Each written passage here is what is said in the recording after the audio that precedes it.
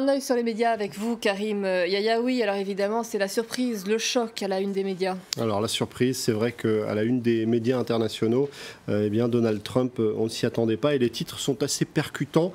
On découvre ensemble ce numéro de Courrier International, un numéro spécial qui va s'attarder un petit peu sur cette élection vue par la presse étrangère et ce titre Apocalypse Now, rien que ça.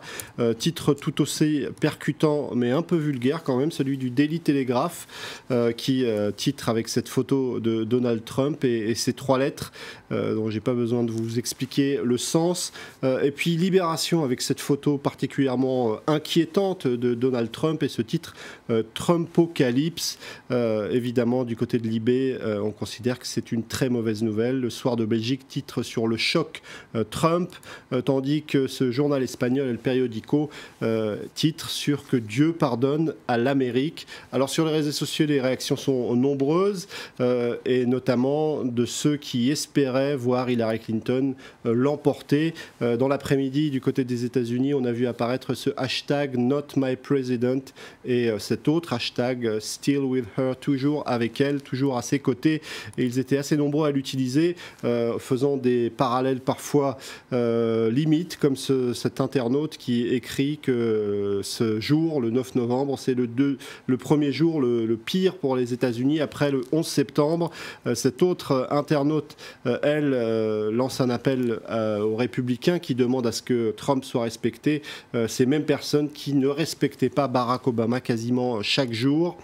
Toujours sur les réseaux sociaux, certains en profitent pour souligner que Hillary Clinton a remporté le vote en termes de voix et peut-être qu'il serait temps de revoir le système électoral américain. Et puis il y a ceux qui expliquent que évidemment il est temps pour tous de se réconcilier et de mettre fin à ces chamailleries. Clint Eastwood en a profité pour publier ce tweet ironique, lui qui a soutenu Donald Trump en écrivant sur son compte Twitter j'ai l'impression qu'il y a pas mal de déprime du côté de Los Angeles, séchez vos larmes et rejoignez le camp Trump.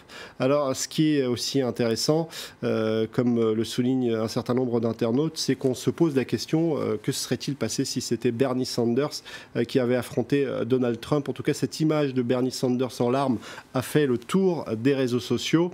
Et puis, du côté des Américains, on s'est jeté sur Internet, en tout cas ceux qui espéraient la victoire d'Hillary Clinton, pour voir quelle démarche il fallait faire pour s'installer au Canada, au point que les serveurs du ministère ont craché dans la nuit. Du côté du Canada, on avait prévu le coup.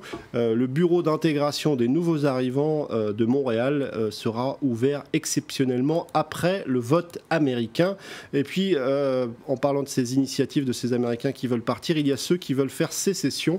On a vu sur Twitter apparaître ce compte Twitter Cali Exit. Après le Brexit, la Californie veut prendre son indépendance. Une idée relayée par un certain nombre d'internautes qui, justement, ne veulent pas de Trump pour président.